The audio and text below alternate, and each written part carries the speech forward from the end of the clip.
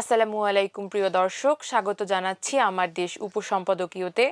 আমাদের আজকের উপসম্পাদকীয়টির শিরোনাম দেশজুড়ে এখন ভোট দিন ভোট দিন। লিখেছেন আমার দেশের নির্বাহী সম্পাদক সৈয়দ আফদাল আহমদ। চলুন দর্শক, জেনে নেওয়া যাক উপসম্পাদকীয়টির আদ্যোপান্ত। আসন্ন 12 ফেব্রুয়ারির নির্বাচন কেন্দ্র করে দেশজুড়ে এখন উৎসব মুখর পরিবেশ বিরাজ করছে। নির্বাচন বেশ জমে উঠেছে। টেকনাফ থেকে তেতুলিয়া আর রূপসা থেকে পাথুরিয়া, দেশের প্রতিটি প্রান্তেই এখন নির্বাচনী আমেজ। ভোটারদের দাঁড়ে দাঁড়ে প্রার্থীদের দৌড়ঝাঁপ, ভোট ছাড়া কোনো কথা নেই। সর্বত্রই শোনা যাচ্ছে ভোট দিন স্লোগান। বিএনপির চেয়ারম্যান তারেক রহমান এই প্রথম নির্বাচনী লড়াইয়ে সরাসরি অংশগ্রহণ করছেন। তিনি বগুড়া 6 এবং ঢাকা 17 আসন থেকে নির্বাচনে লড়ছেন। 4 দিনের নির্বাচনী প্রচারে তিনি ভোটারদের ফজরের আগেই ভোটকেন্দ্রে যাওয়ার পরামর্শ দিয়েছেন। দেশের নির্বাচনী ইতিহাসে প্রথমবারের মতো প্রবাসী বাংলাদেশিরা পোস্টাল ব্যালটের মাধ্যমে বিদেশ থেকে ভোট দেওয়ার সুযোগ পাচ্ছেন।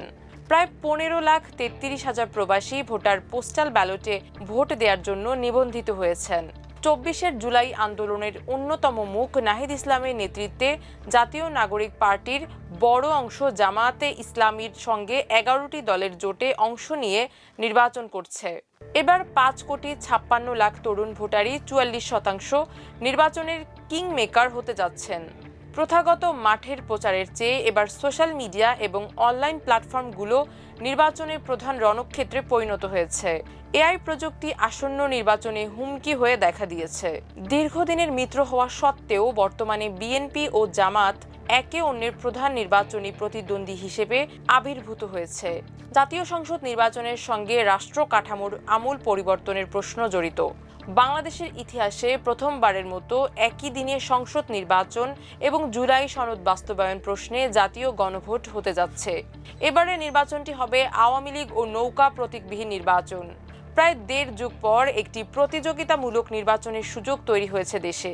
ফলে গ্রাম বাংলার হাটবাজার ও চায়ের দোকানগুলো এখন রাজনৈতিক আড্ডার প্রধান কেন্দ্রে পরিণত হয়েছে। 21 জানুয়ারি প্রতীক বরাদ্দের পর 22 জানুয়ারি থেকে দেশজুড়ে আনুষ্ঠানিক প্রচার শুরু হয়েছে। প্রার্থীরা বাড়ি বাড়ি গিয়ে ভোট চাওয়ার পাশাপাশি উঠান বৈঠক ও ছোট ছোট সভা করছেন। পোস্টার ও ব্যানার ফেস্টুনের ওপর কড়াকড়ি থাকায় এগুলো চোখে পড়ছে না, তবে প্রার্থীরা লিফলেট বিতরণ করে চলেছেন। 15 বছরের ফ্যাসিবাদী শাসনের অবসানের পর আসন্ন নির্বাচনে বাংলাদেশের ইতিহাসে একটি অনন্য ও ঐতিহাসিক সন্ধিক্ষণ।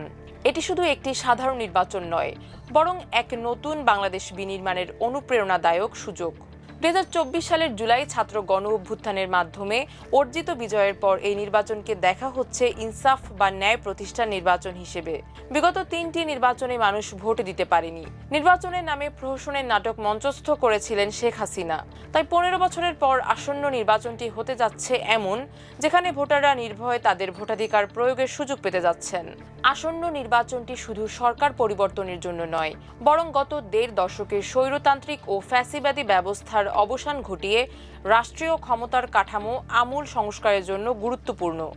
এই নির্বাচন দেখা হচ্ছে গত 15 বছরের মাফিয়া অর্থনীতি এবং জবাবদিহিহীন ব্যবস্থার জঞ্জাল পরিষ্কার করার একটি সুযোগ হিসেবে। নির্বাচনটি নিয়ে আন্তর্জাতিক মহলেও আগ্রহ তৈরি হয়েছে। এটিকে আন্তর্জাতিক মহল দেখছে বৃহত্তম গণতান্ত্রিক প্রক্রিয়া হিসেবে। নির্বাচনটি স্বচ্ছ ও গ্রহণযোগ্য হলে এটি বিশ্বমঞ্চে বাংলাদেশের মর্যাদা পুনরুদ্ধার এবং আঞ্চলিক ভারসাম্য রক্ষার সহায়ক হবে। 2024 সালের 5 আগস্ট শেখ হাসিনা ক্ষমতাচ্যুত ও ভারতে পালিয়ে যাওয়ার পর এটি প্রথম জাতীয় নির্বাচন। অন্তর্বর্তী সরকার থেকে একটি নির্বাচিত সরকারের কাছে ক্ষমতা হস্তান্তরের এটি একমাত্র পথ। প্রধান উপদেষ্টা নোবেলজয়ী ডক্টর মোহাম্মদ ইউনূস এই নির্বাচনকে বাংলাদেশের ভবিষ্যতের সব নির্বাচনের জন্য একটি মানদণ্ড বা বেঞ্চমার্ক হিসেবে অভিহিত করেছেন। তার মতে ইতিহাসের সেরা সুন্দর একটি নির্বাচন হবে 12 ফেব্রুয়ারি। নির্বাচনের একই দিনে জুলাই সনদের ওপর একটি সাংবিধানিক গণভোট হবে। এর মাধ্যমে নির্বাহী ক্ষমতার ভারসাম্য রক্ষা করা, বিচার বিভাগের স্বাধীনতা এবং রাষ্ট্রীয় প্রতিষ্ঠানের পুনর্গঠনের মতো গুরুত্বপূর্ণ সংস্কারগুলো জনগণের রায়ের মাধ্যমে কার্যকর করা হবে।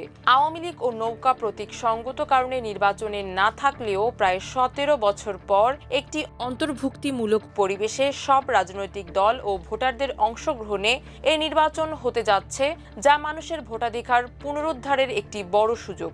বিগত 3টি নির্বাচনে জনগণকে ভোট ভোট দিতে না দেয়া এবং গণহত্যা সহ ফ্যাসিবাদী শাসনের জন্য শাস্তি হিসেবে আওয়ামী লীগের কার্যক্রম এখন নিষিদ্ধ। এজন্য আওয়ামী সমর্থকদের একটি অংশ নাখোশ হলেও দেশের বৃহত্তম জনগোষ্ঠী এই নির্বাচনে স্বতঃস্ফূর্তভাবে অংশ নিচ্ছে। দেশব্যাপী নির্বাচনী কর্মকাণ্ডে জনগণ যেভাবে অংশ নিয়েছে তাতে মনে হচ্ছে 12 ফেব্রুয়ারি নির্বাচনে বিপুল সংখ্যায় মানুষ ভোটে অংশ নিতে কেন্দ্রে যাবে উৎসবমুখর পরিবেশে। নির্বাচনের সামগ্রিক চিত্র। ফ্যাসিবাদী আওয়ামী লীগ ছাড়া বিএনপি, জামায়াতে ইসলামী, জাতীয় নাগরিক পার্টি, জাতীয় পার্টি, ইসলামী শাসনতন্ত্র আন্দোলন, সিপিবি সহ সব দল নির্বাচনে অংশ নিয়েছে। নিবন্ধিত 59টি দলের মধ্যে 51টি দল নির্বাচনের প্রার্থী দিয়েছে। মোট 300 আসনের মধ্যে 12 ফেব্রুয়ারি 298টি আসনে ভোট গ্রহণ অনুষ্ঠিত হবে।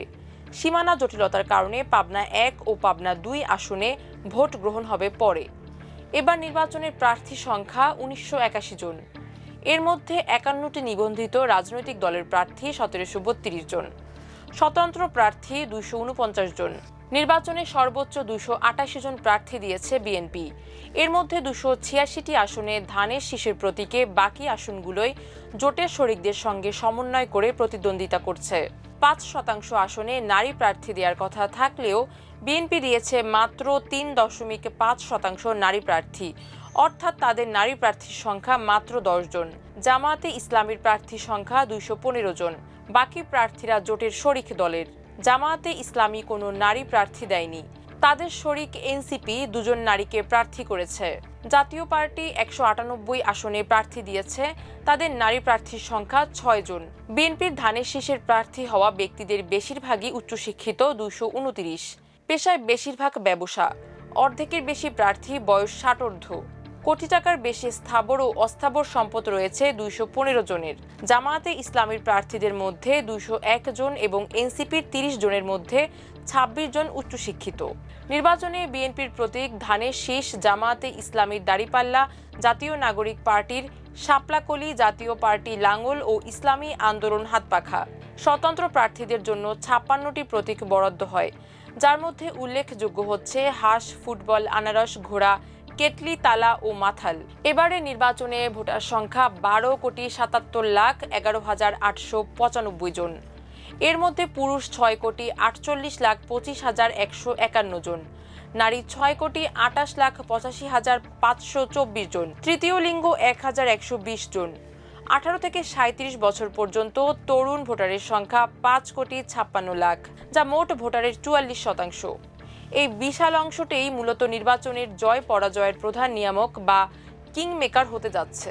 সাম্প্রতিক জরিপ অনুযায়ী 18 থেকে 35 বছর বয়সের 97% ভোটার এবার ভোট কেন্দ্রে যাওয়ার পরিকল্পনা করছে। 2024 সালের জুলাই অভ্যুত্থানে তরুণদের নেতৃত্ব এবং রাষ্ট্র সংস্কারের আকাঙ্ক্ষা তাদের নির্বাচনে অংশগ্রহণের বিষয়ে সচেতন এবং আগ্রহী করে তুলেছে। নির্বাচনে প্রিজাইডিং অফিসার 42,761 জন, সহকারী প্রিজাইডিং অফিসার 2,44,649 জন এবং পোলিং অফিসার 4,89,298 জন। নির্বাচনে কাজ করবে 10 লক্ষাধিক জনবল। আইন শৃঙ্খলা নিয়ন্ত্রণে নিয়োজিত থাকবে প্রায় 1 লাখ সামরিক বাহিনীর সদস্য সহ 8 লাখ বিজিবি, র্যাব, পুলিশ ও আনসার। নির্বাচন পর্যবেক্ষণ করতে 26টি দেশকে আমন্ত্রণ জানানো হয়েছে। ইউরোপীয় ইউনিয়ন 300 জনের পর্যবেক্ষক দল পাঠাচ্ছে। ইতোমধ্যে 56 জন বাংলাদেশে অবস্থান করছে। নির্বাচনী প্রচারে বাকযুদ্ধ ও বিভিন্ন ইস্যু। আগের নির্বাচনগুলোয় বিএনপি ও আওয়ামী লীগ ছিল পরস্পরের প্রতিদ্বন্দ্বী। জামায়াতে ইসলামী এবং অন্য ইসলামী দলগুলো বিএনপির মিত্র হিসেবে কাজ করেছে। কিন্তু এবারে নির্বাচনে একসময়ের মিত্র জামায়াতে ইসলামী বিএনপির প্রতিদ্বন্দ্বী হয়েছে। ইতোমধ্যে বিএনপি ও জামায়াতে ইসলামী জোট নির্বাচনী মাঠে নতুন প্রতিযোগিতামূলক পরিবেশ তৈরি করেছে। একদিকে বিএনপি চেয়ারম্যান তারেক রহমান, অন্যদিকে জামায়াতে ইসলামীর আমির ডাক্তার শফিকুর রহমান দেশব্যাপী প্রচার চালাচ্ছেন। এই দুই জোটের মধ্যে চলমান দ্বিমুখী প্রতিযোগিতা দিন দিন বেড়ে চলেছে।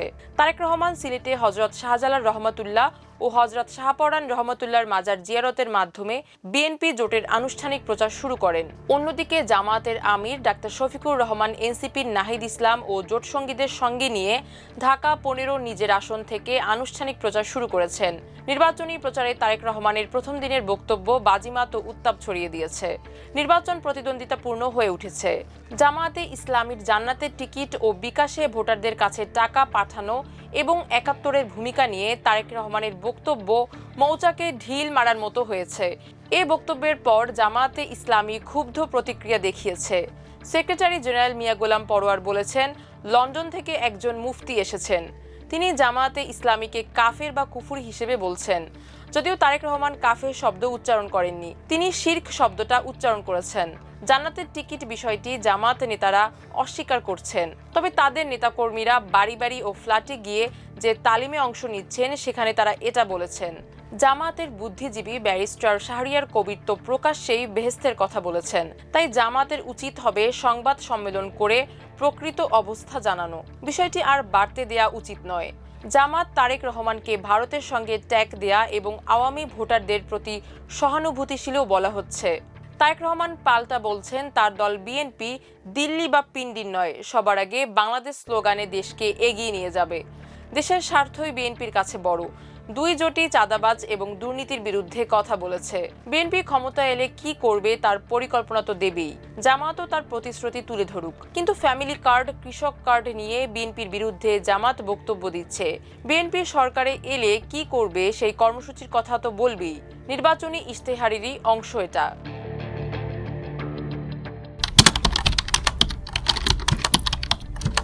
শেখ হাসিনার আমলে অনুষ্ঠিত 2014, 2018 এবং 2024 সালের 3টি নির্বাচন ছিল মূলত গণতন্ত্রের মৃত্যু এবং একটি পরিকল্পিত মাস্টার প্ল্যানের অংশ।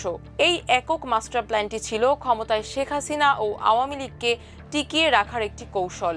এই পরিকল্পনার মূল ভিত্তি ছিল 2011 সালের তত্ত্বাবধায়ক সরকার ব্যবস্থা বাতিল করা।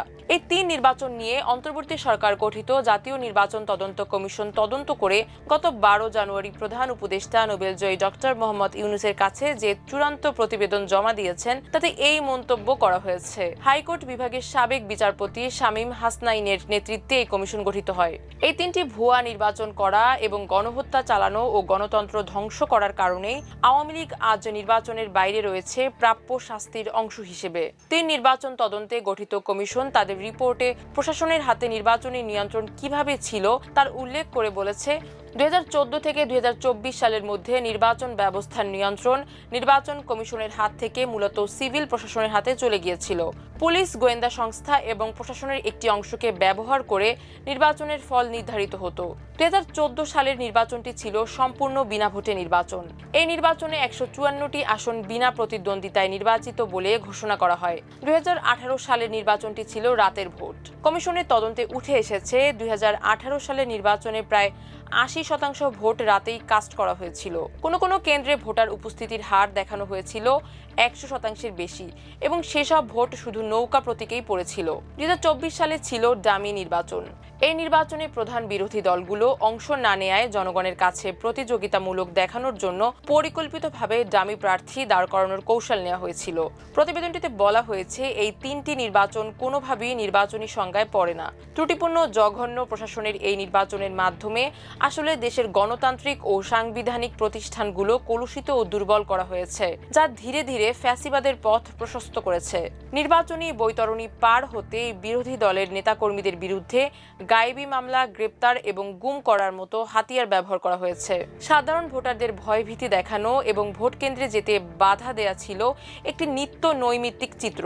নির্বাচনের পরিকল্পনা বাস্তবায়নে দলীয় নির্দিষ্ট কর্মকর্তাদের নিয়ে একটি বিশেষ ইলেকশন সেল গঠিত হয়েছে।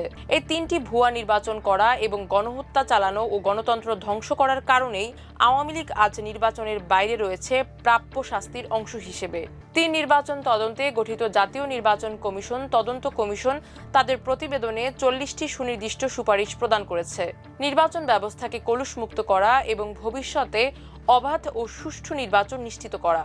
সুপারিশে নির্বাচন কমিশন পুনর্গঠন সম্পর্কে বলা হয়, ইসিকে সম্পূর্ণ স্বাধীন ও শক্তিশালী করতে আমূল সংস্কার প্রয়োজন।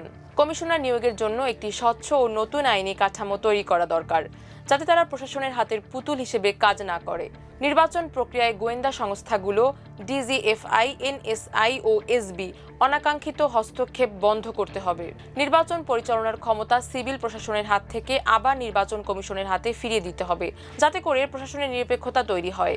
এছাড়া নির্বাচনী দায়িত্ব পালনকালে জুডিশিয়াল ম্যাজিস্ট্রেটদের নির্বাহী ও রাজনৈতিক চাপ থেকে মুক্ত রাখতে একটি প্রতিরক্ষা কাঠামো তৈরি করতে হবে। সংসদীয় আসনের সীমানা পুনর্নির্ধারণের জন্য সীমানা নির্ধারণ কমিশন গঠন করা প্রয়োজন।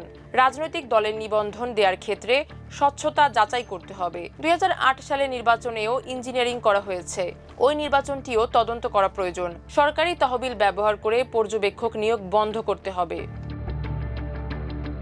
প্রিয় দর্শক, এই ছিল আমাদের আজকের উপসম্পাদকীয় আয়োজন। সবাই সুস্থ থাকুন, ভালো থাকুন, আমার দেশের সঙ্গে থাকুন। আল্লাহ হাফেজ।